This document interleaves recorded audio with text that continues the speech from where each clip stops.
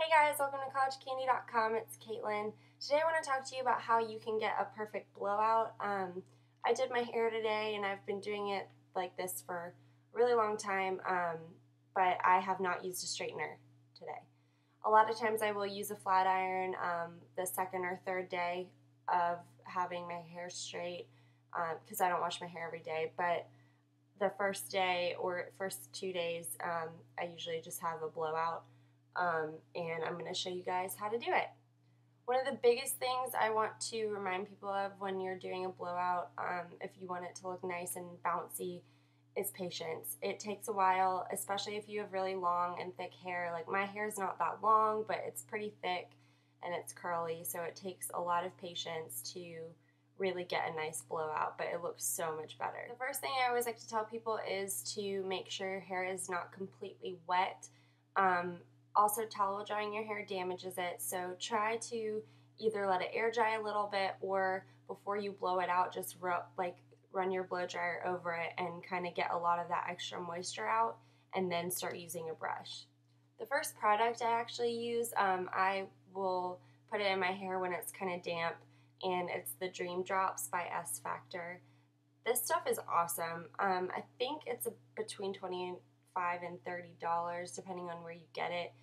You can get S Factor products at Ulta. I know they have them at Publix, and a lot of hair salons carry them. But these Dream Drops are the best thing I've ever used on my hair. It's a thick serum. It feels kind of greasy, but you don't need a lot of it. And what I do is I take it, rub it in my hands, and then just put it on my ends when my hair is wet. And shine serums help lock in that moisture and keep your hair from being frizzy and make it shiny in the same step. So the next thing I do is I apply a heat tamer all over my hair. I use Tresemme heat tamer spray, which is awesome. It smells really good and it's pretty easy to use. It's like, I don't know, $6 maybe for this big thing. And I just spray that all through my hair, and then I comb it through with a wide tooth comb. And you have to use a heat protectant if you're going to be doing any kind of styling with a heat product. Whether it be blow drying, straightening, or curling, hot rollers, whatever, you need to use something to protect your hair from that heat. Okay, so after you've applied a heat tamer, I would apply some sort of smoothing serum or cream. I use Redken Real Control. This is a little sample bottle. This cream is really great because it's not heavy and it doesn't feel gross when you put it in, and I only use like a tiny bit. But I run that all through my hair and comb it through, and it helps my blowout go perfectly. Okay, so the next really important thing is to make sure you have a good brush. I have been using this little number. It's by Conair. It's the Tourmaline Ceramic. I got this at Publix for like probably $8. It's really good, but you can tell it's kind of starting to melt from the heat of my blow dryer. I have a professional blow dryer by T3.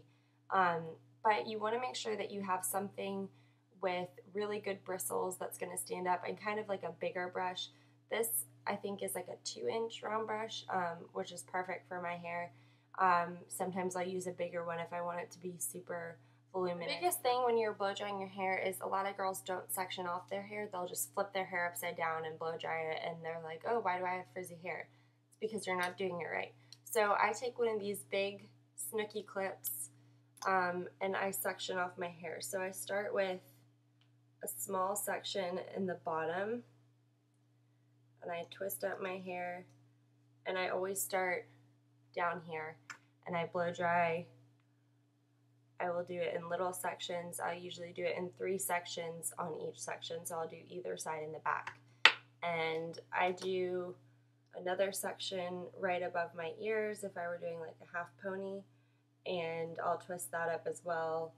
And then I will take my bangs and the top part and twist that up here and blow dry the rest, and then do my bangs and the rest of my hair.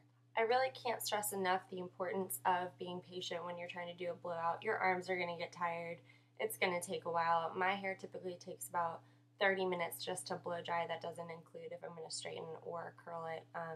But if you take the time to do a good blowout, it's going to last you a couple of days, so it's really worth it. I find I don't have to do my hair every day. I just do it like every 3 days and it works out fine.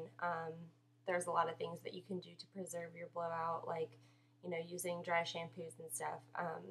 So just remember that, and it's going to last you a while, so take your time doing it, and it really is worth it. I'd really like to know what kind of products you guys use for your blowouts, and if you have any tips and tricks of your own, please leave them in the comments, and if you have any suggestions, just let me know, and I'll see you guys next week.